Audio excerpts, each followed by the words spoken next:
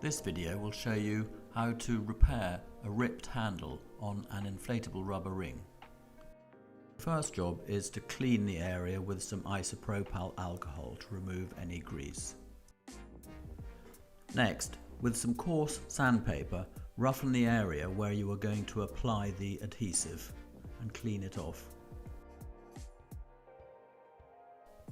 Next, apply the Stormsure Flexible Repair Adhesive over the damaged area, allowing about 5 mm either side of the actual damage itself.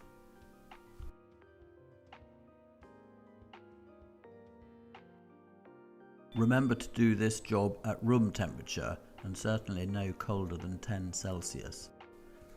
If the glue is too cold, it will look granular, white and waxy. Now with the spatula, just make sure that the glue is evenly spread either side of the damaged area and looks neat and tidy.